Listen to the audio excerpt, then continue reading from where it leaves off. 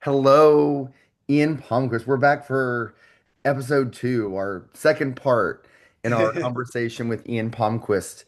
You'll remember from the first episode that Ian Palmquist uh, he was the youngest executive director in the history of the statewide movement, led the organization, Quality North Carolina, that helped usher in the first LGBTQI plus, the full sexuality and gender identity victory in the South for our communities. Is one of the people who initiated and started the Equality Federation. But we're going to start today's episode with a review and Ian's thoughts on heated rivalry. Ian, the floor is yours. So I'm only 4 episodes in out of the six, but um, thoroughly enjoying it. It is so steamy, uh, but it is also really sweet, which I think people didn't necessarily expect from all the hype. Well, all our viewers or listeners, whoever ends up listening to this, will be thinking that five and six. So you watched, you're through four. I'm through four. Yeah. Okay, so five and six are to come. So you've Yes. not yet been, okay, I'm not going to say I, anything. I, I know where we're headed. Okay, good. All right. Well, we're gonna have another, we're gonna have to have part three because this is very important material. This is content. Yes. Well, that's wonderful. Well, it's steamy and sweet. I think that's a great way to characterize this show. Um, so I've got a never-ending list of questions. So, can I start with a basic question? And I ask this usually of all my friends. And we've been friends for over 20 years. So, what would you say is the motivating principle for you in LGBTQ work? Is it what's the motivating principle of the work that you've done? I think the that's a really tough question in some ways. um, I think that what has really motivated me is making sure that the promise of the LGBTQ movement of equality and justice for all people um, really reaches everyone, whether that is someone in a rural part of a southern state, whether that's people of color, whether that's trans folks who haven't necessarily always been at the forefront of the mainstream professional movement's priorities. And for me, I think that's been a through line in my work is trying to make sure that that I personally do better as a white gay man in this work, and that we collectively do better at reaching all of those communities.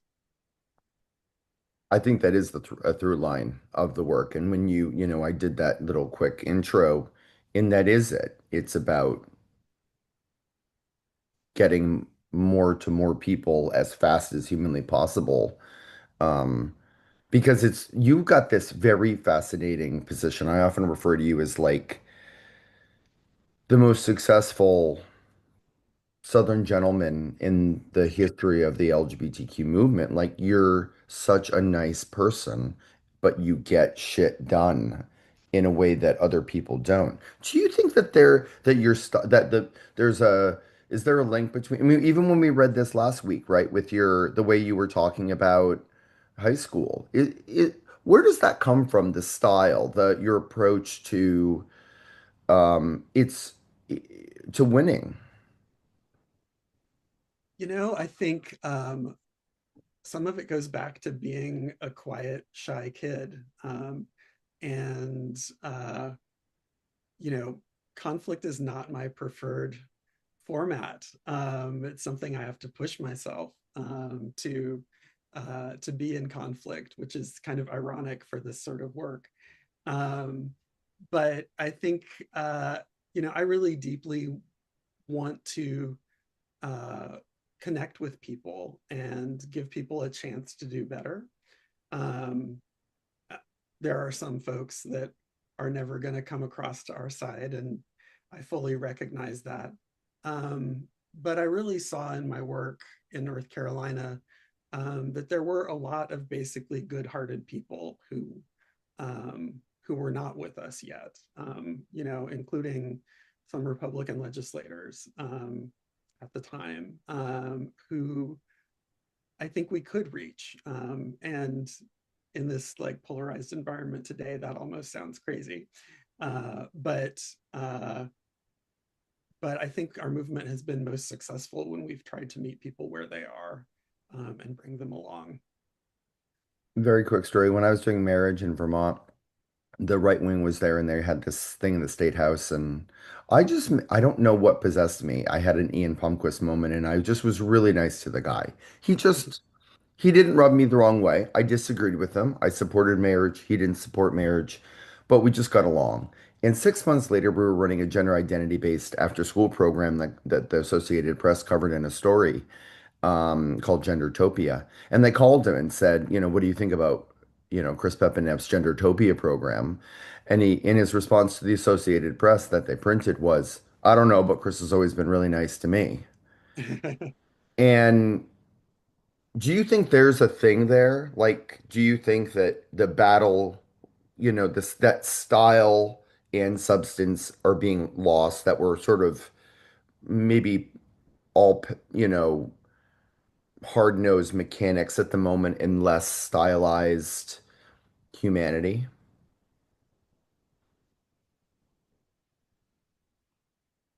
I think it's a tough question, and it's a really hard moment because people in our community and more vulnerable people in our community are being demonized in just a really disgusting way, and that's been true throughout our movement, but it feels just so potent right now. So I don't want to be naive and say we just need to, love our enemies and um, uh, always assume best intentions and all of those things. I don't think that's necessarily the case. But I do think that there are opportunities for us to connect with people. And I think the folks that are really driving our opposition, we're mostly not going to reach. But there are other good-hearted people. And, I think about some of the work that has happened over the last number of years, like at Equality Utah, where they built bridges with the Mormon Church. And there's some things that like the Mormon Church is never going to agree with us on. I don't think they're coming around on marriage equality anytime super soon. But they have come a long way in agreeing that discrimination is wrong. And I think there are more people out there like that beyond the Mormon Church that we can reach who are not our most likely suspects for folks who are going to be on our side. And when people like Brandy Balkin and Troy Williams at Equality Utah go in with real um, curiosity and openness, there's possibilities that we can actually make progress on, even when it's tough, like right now. Do you have a thought on this moment around trans issues? So if we went even deeper into the point that you're making, right, that this time is so hard, and we see what's happening with states, and the Supreme Court just this week had their big debate around trans in sport, which has obviously got huge ripple effects across the country. Is there, if I just sat back and said, Ian, what do you think? What do you think? There are people out there who think that who want to blame the movement or the trans community for the backlash that we're experiencing right now. And I think that's completely unfair. I think uh, trans people rightly are demanding to be treated fairly and equally in all aspects of their lives. And I think the movement is right to fight for those rights and opportunities. Where I think we went wrong is, after marriage, it was pretty obvious that trans rights were the next battleground. And there was a lot of cultural progress that happened. But I think our LGBTQ movement as a whole um, kind of took a victory lap and didn't do the deep investment in changing hearts and minds that had worked so effectively on marriage. And I think there's some difficulties. I think uh, trans rights and trans experience is harder for the average American to understand than marriage equality, which is something that, marriage is really personal to most people. Um, they have kind of an intense personal understanding of why someone might want to get married. Um, so I think there's some differences, but I don't think as a movement we stepped up and laid the foundation for the battles that we've been fighting over the last few years. And I think there's really a scramble now to try and do that work in a more hostile climate than we faced, coming off of Obergefell. This is where we left off in our last in part one. And at that part, I was sort of also noting that it's a little bit of revisionist history, in my opinion, to give us all such a hard time about this. Because I remember working on Don't Ask, Don't Tell and in the early 2000s, right? So 25 years ago now, right? So that there was a conversation full of, we brought all the, leaders in the trans movement. I worked at Gender Pack in 2000 with Ricky Wilkins and Gina Reese. You and I, we've all been doing the work, but the way that the strategy for engagement was different. There were 2000, 2001, 2002, 2003 was a different time. And I think sometimes we compare like 2026 to 2002. Mm-hmm. And I remember being in meetings and the trans leaders in the community would say, whatever you do, don't bring it up. Like, don't ask, don't tell. But trans rights are not in, it's not good, but it's in a different kind of precarious position than gays in the military is specifically. And let's not cross the streams on that and make it worse. Yeah, and I think there was an interesting period there where gender identity was so unfamiliar that it could almost be slipped in alongside sexual orientation without a lot of controversy. The controversy was still around gay and lesbian people. Um, and I know there were some states that were kind of hiding gender identity in definitions of sexual orientations or definitions of sex as a way to get protections without getting a lot of attention on the issue. And the cat's out of the bag now, right? Yeah, Uh, Everybody knows what we're talking about. And in some ways, that's a good thing. I think the increased level of familiarity with trans people is hugely significant and huge progress, even as we're facing this backlash. But totally. And I totally agree with you. Um, uh, there was a time when there was still a real question about trans inclusion in the LGB movement. And it was not always clear to everyone that uniting forces was the best strategy for either of us. um, it's Although interesting. I personally think it is. I personally think it is, for me, it's one of my great regrets that I didn't push harder, that I didn't, but again, you know, I think it did a disservice because there was a working theory, at least in DC, that there were things that Obama could do, particularly during the Obama administration, right? Not a whole lot's going to get done during the Bush administration, but during the start of the Obama administration, that if we just kind of were not quiet, but there are things that could be done that didn't need to be broadcast, and we could make huge strides that would have immediate effects on people. It was sort of the converse. We were at such low point in terms of services and resources in crisis. That if you didn't need to have the public debate, which would then make that worse, but you could accomplish stuff, that seemed like an equation that was reasonable.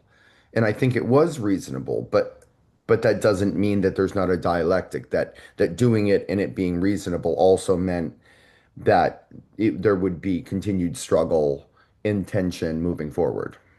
Right. It definitely, doing kind of the under the radar work has a cost, because That's you right. haven't done in leadership theory, we talk about adaptive work of really bringing the entire community along on an issue, sneaking things through in city council meetings, or rulemaking processes.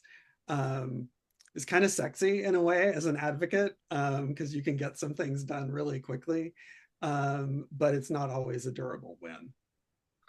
That just reminded me of another Ian Palmquist moment, which is Ian's, I don't, but for those listening, I always refer to Ian Palmquist as Ian Palmquist. That's been 20 years now. Um, so Ian Palmquist, you've got a Master in Public Administration from Harvard, from the Kennedy School.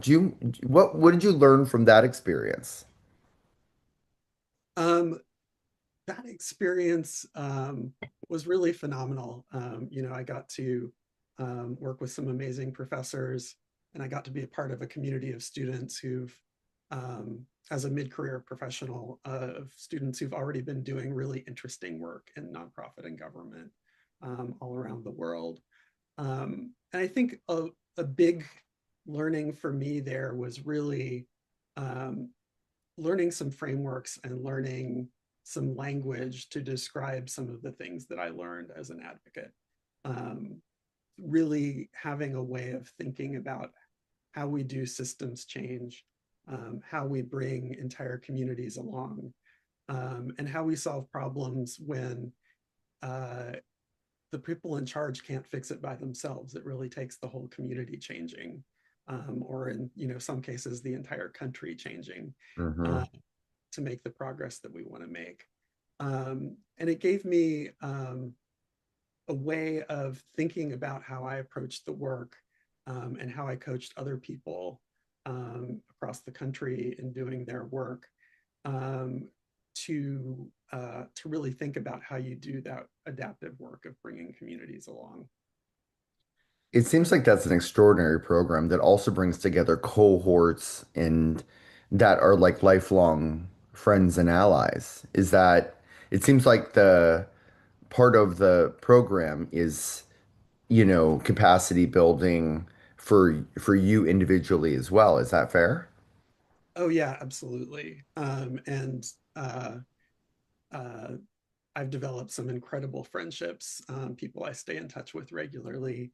I've been involved in a group called Adaptive Leadership Network, which is a group of people who are trying to practice leadership across the world, to make the world a better place in myriad different ways, from nonprofit to government to corporations. Um, and Getting to be a part of that community, especially as someone who, spent my career kind of bunkered down in North Carolina in a very particular, local context. Getting to have that exposure to folks who are working for change across the world was really phenomenal. That's so cool. I've not done that, and that's so cool. Um, So I wanted to ask, and we said this when we were starting the planning for this podcast, what are the three, what did we win that we should have lost? What did we win that we should have lost? And what did we lose that we should have won?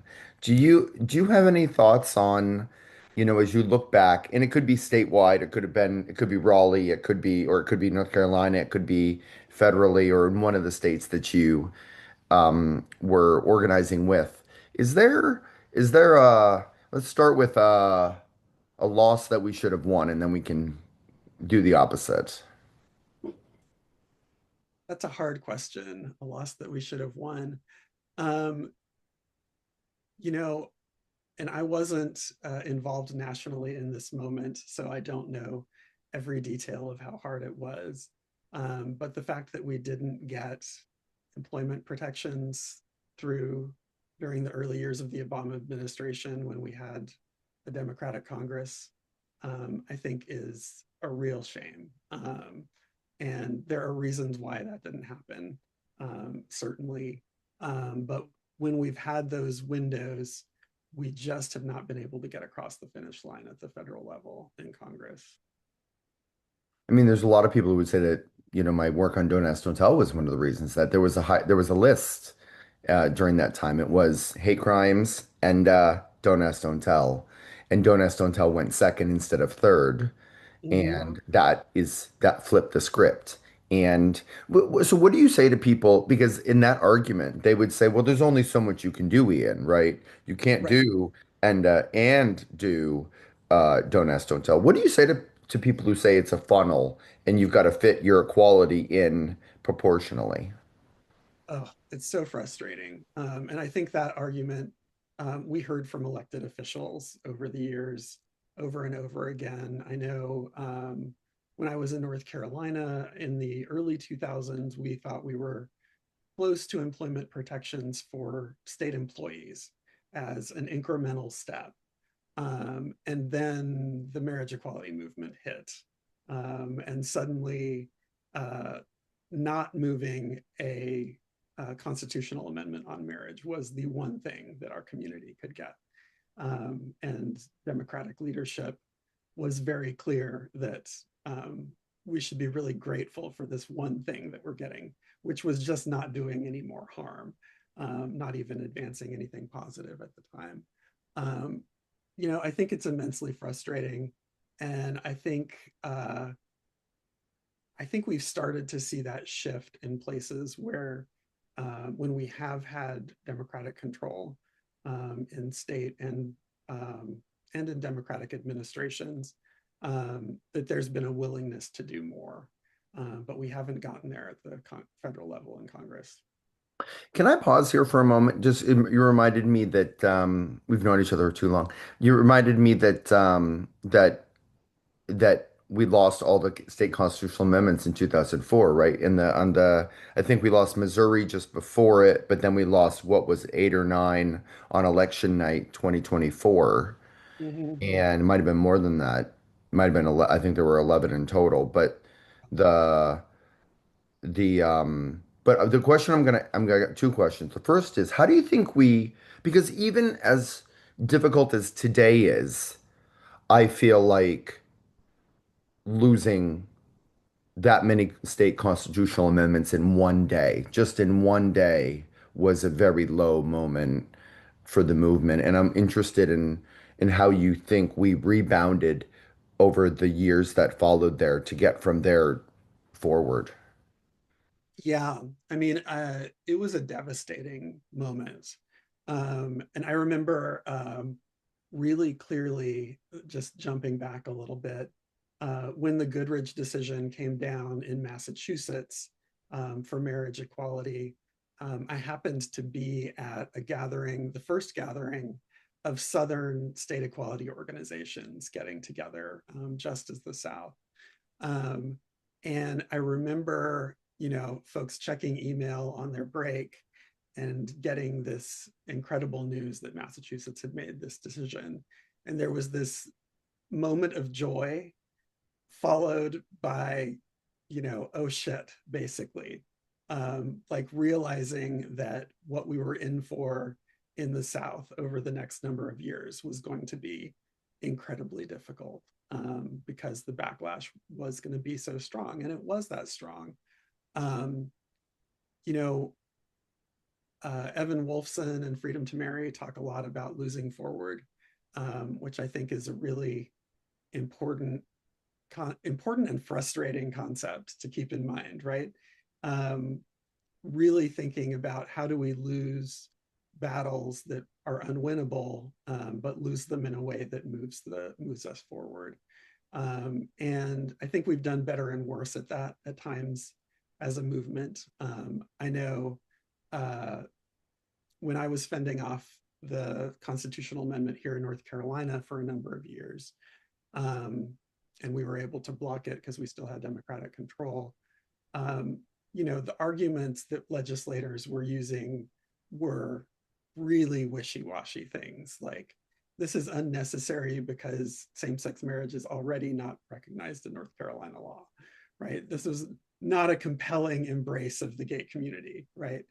Um, and I think we probably could have done more in those years to move the conversation um, on marriage, even as we were, you know, facing a loss whenever this did eventually get to the ballot, as it did in 2011 Were or you, 2000. when we were in, I think we were in Austin at, it's got to be one of the Federation summer meetings because it was right after Missouri had lost so badly. What was it, 80, 79% or whatever I mean, we weren't prepared for that level of loss. So it's before November, it's '04, Right. Austin, and and I think it's Missouri. Correct me if I'm wrong, but I think that was right. That sounds right. Um, and we were all at dinner, and I think you're there, but that's one of the questions is, were you there? Because this is where Harry Knox leaned forward to all the executive directors, and I think he was ED of Equality Georgia at the time. And he goes, just remember, boys, we're all here because we like to suck cock. And that reminds me of the of Evan Wolfson's, right, losing forward. Like, just remember, boys, like we're gonna lose, but we're all here because we like to suck cock. Like, let's not lose the force for the cock. I remember you telling me this story, but I don't think I was at that dinner. Oh, Ian. I missed out. I missed out. Um, yeah, that 2004 year was really um, pivotal in a bunch of ways. Um, and I think you remember uh, we had this feeling. I mean, jumping back a little bit, I remember 2003 we were at the Federation summer meeting in Utah, and Oh, we this were is a all. famous, this is a famous, famous meeting and moment you're about to talk about. I just want to prepare everyone. Okay, go for it.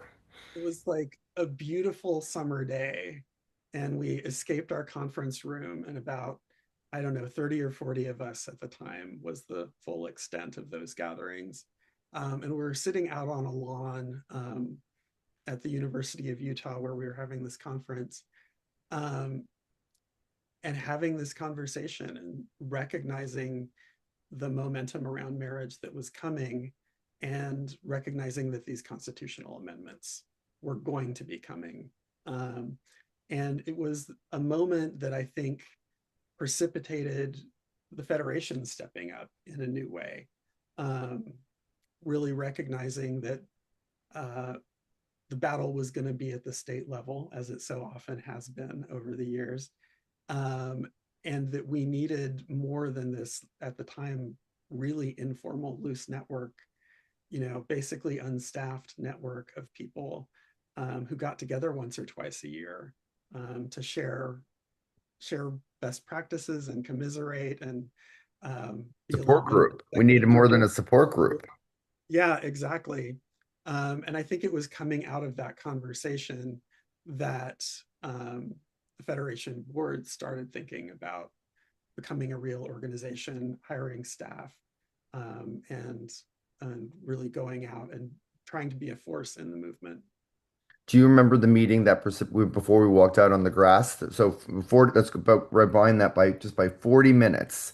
So HRC, I won't say who, but the National Field Director of HRC comes in, and it was the national groups that were presenting. It was I think this is the catalyst of the Equality Federation, that the nationals came in and presented to us about marriage and where things were in the world. Canada had just done marriage in one of the provinces or across the country, whatever was going on.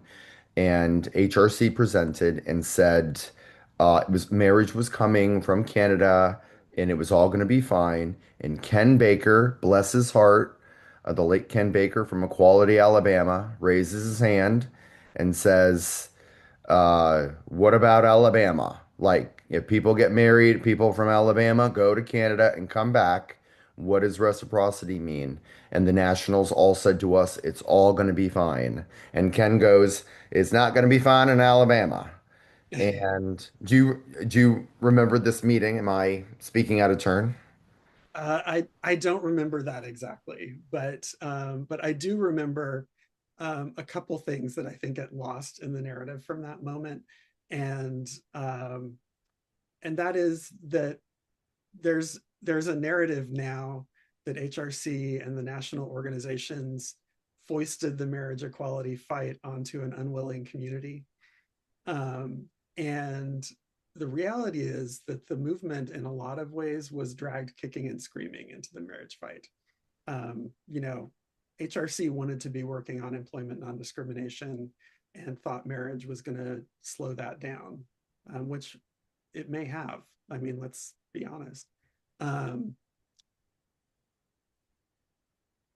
the the movement really was responding to these lawsuits that were coming up largely from the grassroots. You know, first in Hawaii, That's then in right. Massachusetts, Vermont with civil unions, um, and uh, I never saw another issue that ignited the community in the way marriage did.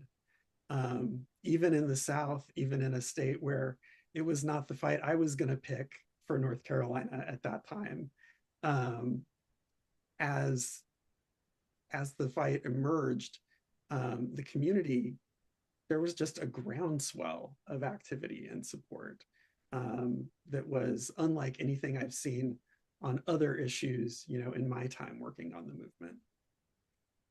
And if I just complete now we got to find a story that you do remember because now I sound like I'm inventing history. I love your stories too. The okay, so San Francisco, the San Francisco Equality Federation board meeting. You and I are there. Yeah, Lots of things happen. Do you want to mention a few of them that you remember that mattered to you? sure. Chris and I are staying as roommates in this incredibly dumpy travel lodge on Market Street in San Francisco, across from the LGBT Center, where we're I having think we these. could have gotten the room by the hour if we'd wanted to. Right. It may have been the first time that the Federation board actually did a retreat and gathered in person outside of the conference every year.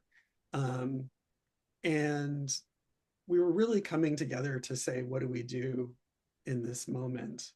Um, and certainly you and I were not alone in this, but uh, we were real agitators for the need for the Federation to step up, for the needs to hire staff.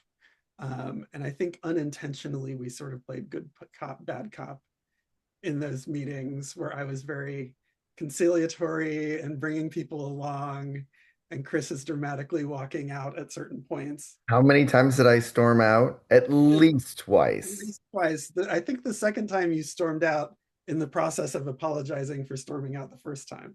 Sounds like Pretty, me. yeah. um, but really,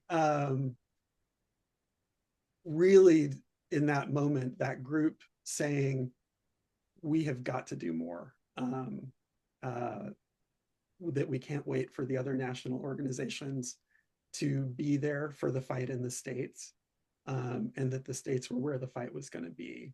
And it was a wild time to be having these conversations because we were in San Francisco, days into the Gavin Newsom marriages, when Gavin Newsom started issuing marriage licenses at San Francisco City Hall without any court decision or sort of legal stamp of approval to begin doing that.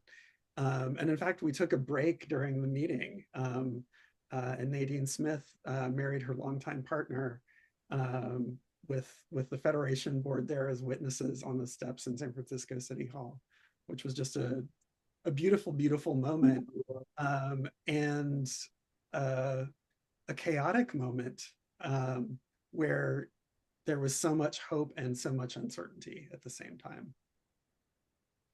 The that was a wild meeting. That was such a wild meeting. I will say I'm in my sorry. def Oh, go ahead.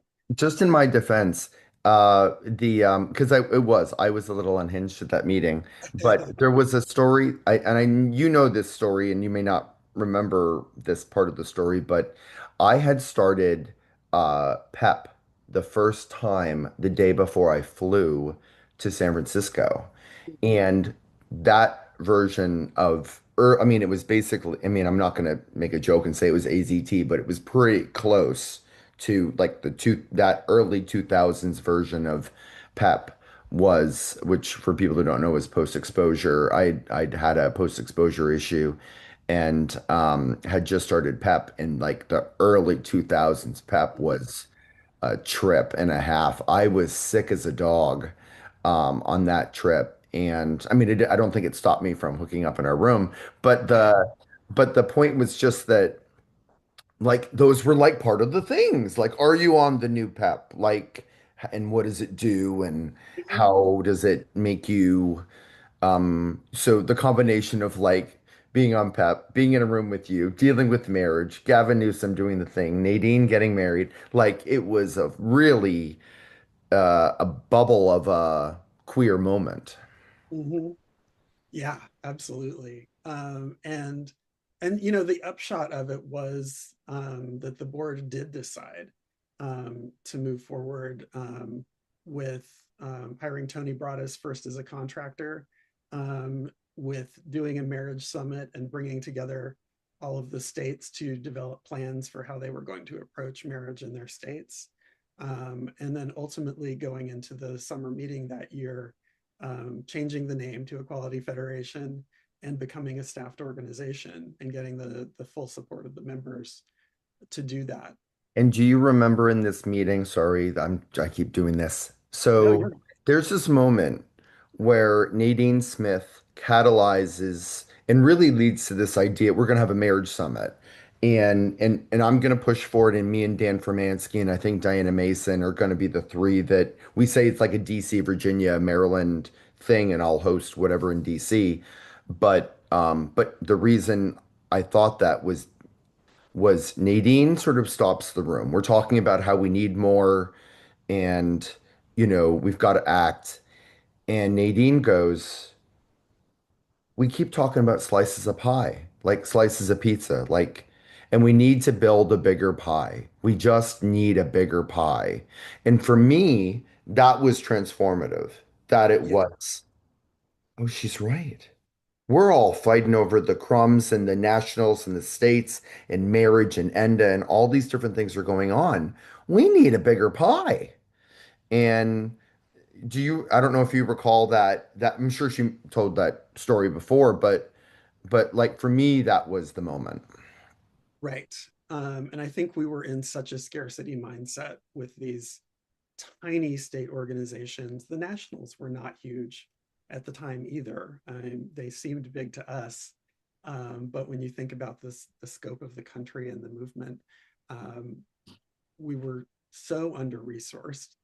Um, and, you know, that's one of many times where I think Nadine dropped some wisdom at a pivotal moment, that, you know, in some ways she's the kind of sage of the Equality Federation over the years, as the longest serving executive director of the state LGBT organization, just leaving at the beginning of this year, actually.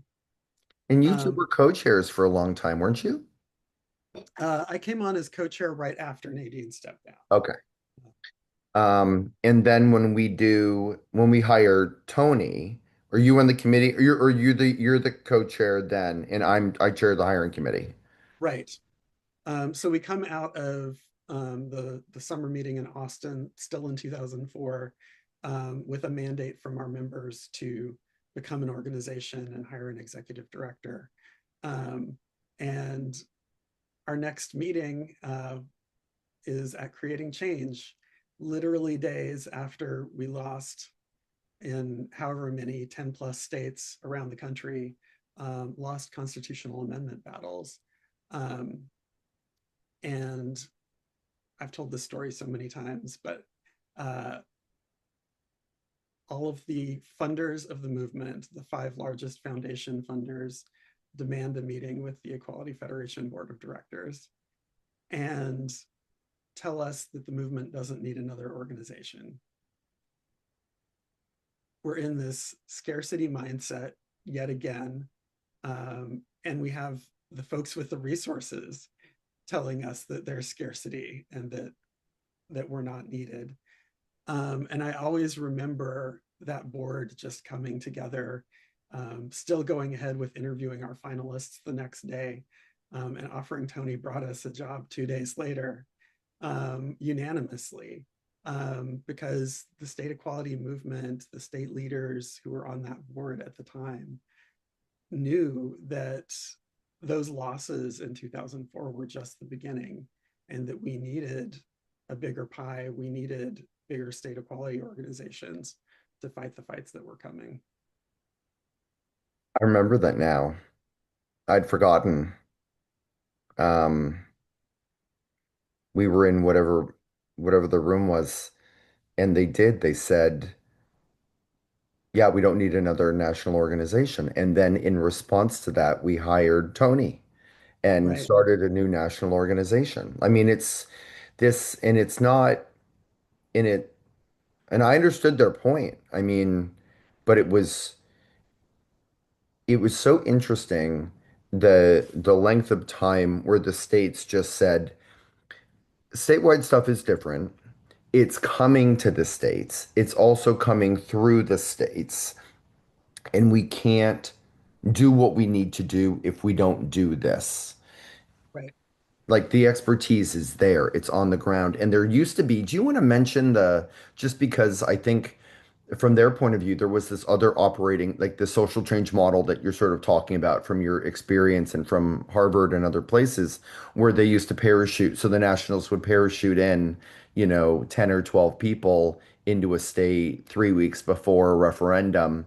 I think Seattle comes to mind, or what Washington or whatever it was. This was one of them. I just remember Rowie's story about this, and it was, when they came in and then they left. And Right, so it just left, and it didn't necessarily make it worse, but it didn't make it any better. right. So many of the campaigns that happened in those earlier years, um, were not done with an eye towards building long-term power. It was very much, uh, and I think the state groups were part of the problem on this too in some cases, but fighting the fight that was right in front of us, but uh, not doing the work to move the needle on our issues in a comprehensive long-term way, and not doing the work, to build lasting volunteer power, that could move the movement forward. And, you know, in fairness to the Nationals, they didn't have a lot of capacity. There wasn't capacity for them to leave people on the ground everywhere. But a consequence of that was, communities were often left, um, torn apart after losing campaigns, with no infrastructure there to support them and take them on to the next fight. Can we pause here for a moment and reflect on Mackenzie Scott's $45 million donation to the Trevor Project this week? Do you have any Right. thoughts about that? I mean, first of all, it's fantastic, but we're sort of, we're talking about these historical elements, the nationals, which at this time are so small, the states, which are even smaller, and the donor group and the scarcity mindset. And this week, we're talking about Mackenzie Scott's 45 million to Trevor Project. What do you think about that? I mean, I think it's a huge sign of progress how much things have changed. I used to joke all the time that Equality North Carolina was like mostly smoke and mirrors. It was eventually 4 or 5 or 6 staff people at a time. But we had an outsized presence in kind of the public narrative about LGBTQ issues that were happening in the States, and other progressive organizations would be kind of shocked that, we were as small as we were. And I think that was true across the movement for so many years, where, um, we were fighting these incredibly visible fights, these fights that were, at the forefront of the American consciousness at different moments. And we were so small. Um, you know, I got started in this really young, as you said. it didn't take me that long to have relationships with the major players of the movement at that time, because there just were not that many of us when you got right down to it. Well, that's an interesting perspective as well. That, we talk about the nationals or the states or whatever, but the fact was there was only 12 of us anyway. So, or you know what I mean? And it's a joke, but like, and there weren't really lines, and we were all at the same events, and we all knew each other, and it was a very different community group where just institutionally we were all connected much more closely than you would be 20 years later. Yeah, it's interesting. I think the movement has gotten better at working together over the years in some ways. But there was a time when it was so small that you really did feel like it would be very easy to just pick up the phone and reach out to someone at a national organization, as a state organization, or whatever. Well, and if I can end, I mean, I'm not looking to cut the conversation up, but we're almost at an hour, so but I might just say that I think this was one of the reasons it sort of connects our point around you being, and I'm not trying to paint this as you being a particularly nice person, because you're one of the most hard-nosed, get shit done winners in the history of the movement. You don't start in high school. You don't take over as executive director. You don't win in the South. You don't lead the national movement without being able to operate in those environments. But I think the part of being able to operate in those environments and across different levels, right, from high school to federal to the White House, is um, your is part of this story of the social dynamic of the people you want in the room. And you want people who bring positive energy and people who are looking for ways to bring people together, ways to navigate problems, way to get over hurdles. People who don't honestly storm out of the room in the middle of their apology for storming out of the room. Like, and that I think that might have held me back in some ways. I think that still served its purpose, but I think I mean, we were bookends for a hot second of and I think nobody else could have done what you did. I mean, all the way having you there as a statewide expert at the national level, this transition from your work at the state level to your work at Equality Federation nationally, and coordinating the states and coordinating that relationship is so special and important. I think it's, what are they, only Nixon could go to China, only Ian could go to DC. I Like, don't know about that, but I really appreciate it. I think it's true. I mean, I can't think of another. I mean, the fact is also, we haven't talked about this, and maybe we do this in part three, but the burnout rate at the state level. Like, if you look at the trajectory of the work that you've done, and I think of Nadine, right? And I think but there's not many. Like, you can't, if we go over this period of 20 years, the burnout rate was so high. Do you want to speak about that as we close? Sure. Yeah, I think I I used to joke with you, I think, that we showed up. I showed up in 1999 at my first Federation gathering. You were there in 2003. Very quickly, even as young people, we were in leadership roles, in part because so many people turned over so quickly and we stuck around for a little while. Um, and it was a real problem for the movement that leadership was turning over. I know when Equality Federation did their first new executive director boot camp in 2011, the average state ED had only been in their job for 18 months. Wow. Um, and and I know that now it's up to almost 5 years, which is a huge transition. It's still tough. Still a hard job, and it still burns people out. But there's a level of support there that's really different than that time when often people were a staff of one or two, right? sometimes these people were really the only person full time in their state doing LGBTQ work, which is both incredibly empowering and really, really isolating. And as I just close this out here, I'll just note that so when we started these conversations, uh, I didn't necessarily have a master plan, but you're going to be listening to these the listeners on the Shark Bites and Gay Rights podcast is part of our continuing look. This is the gay rights part. We haven't talked about that. We might have talked about some sharks, but not the fish.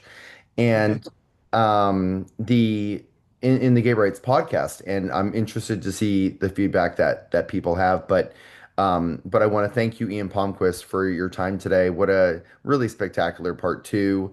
I would love to try to get you back for part three. We still haven't talked about the three wins or the wins that we had that we thought we would lose. So Mm. that'll be something for people to stand by for. But Ian, do you have any last words you want to say? No, Chris, it's just such a joy to get to talk with you.